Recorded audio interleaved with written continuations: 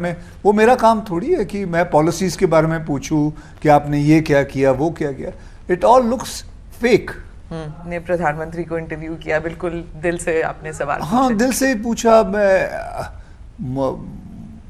मतलब मैं अपने जो मुझे जानना मैं जो as a common man I just wanted to know कि हमारे प्रधानमंत्री घड़ी उल्टी ऐसे क्यों पहनते हैं. आम वाले जो क्वेश्चन था जो भी है, मैं I just wanted to know it because फिर मेरे में और बाकियों में क्या फ़र्क रह जाता. मैं थोड़ी जाके पॉलिसीज़ के बारे में, वो मेरा काम थोड़ी है कि मैं पॉलिसीज़ के बारे में पूछूं कि आपने ये क्या किया वो क्या किया.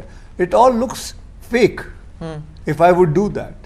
I just wanted to ask him very simple, straight questions, and that's it. And थोड़ा सा बातें की, एक दो चुटकुले सुनाए मैंने, बस, और क्या, खत्म हो गई.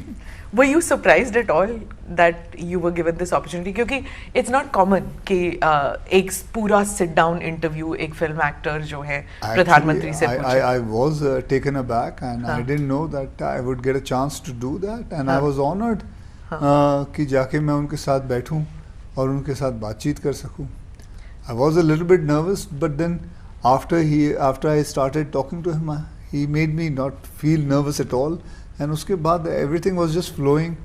I was just enjoying myself. Do you think that it's also because you could vibe with him or whatever, because he's also somebody who's an outsider? आप भी एक किस्म से एक फिल्म इंडस्ट्री में एक आउटसाइडर ही थे ना. आपका कोई फिल्म इंडस्ट्री से कोई रिश्ता नाता नहीं था. You just came from nowhere, and he's also the same way. I think the best part about our Prime Minister is he knows how to mold himself. He's if he's talking to me, he'll mold himself towards me. If he's talking to him, he'll mold himself. If he's talking to children, he will be according to their age and this, how it. Did you feel that आपने कभी role नहीं किया of any king as such?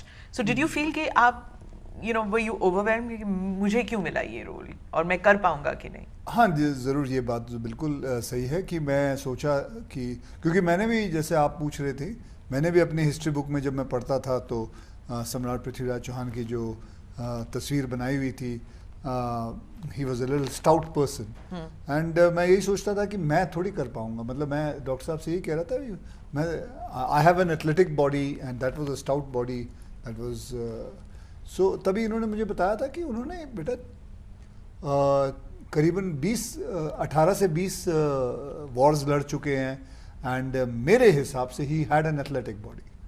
और तो then he showed me the reasons, जैसे अभी बता रहे थे, और भी इन्होंने मुझसे करीबन 2-3 घंटे बैठ के बात की है, and I wanted to know more about it. मैं तो इतनी सारी कहानियाँ इनसे सुन चुका हूँ सम्राट पृथ्वीराज चौहान के, लेकिन अनफॉर्चुनेटली हमारे टेक्स्ट बुक में सिर्फ 2 या 3 लाइनें लिखी हुई हैं हिस्ट्री की किताब में. बाकी सारी चीज़ों के ऊपर लिखी हुई है, जो इन्वेडर्स के ऊपर लिखी हुई है, लेकिन हमारे खुद के जो कल्चर है, हमारे जो खुद के महाराजा हैं, राजा हैं, उनके बारे में 2-2, 3-3 अक्षर लाइनें लिखी हुई हैं. So when he kept on telling me, I was taken aback कि सम्राट पृथ्वीराज चौहान के बारे में इतनी सारी चीज़ें हैं और हमें पता नहीं.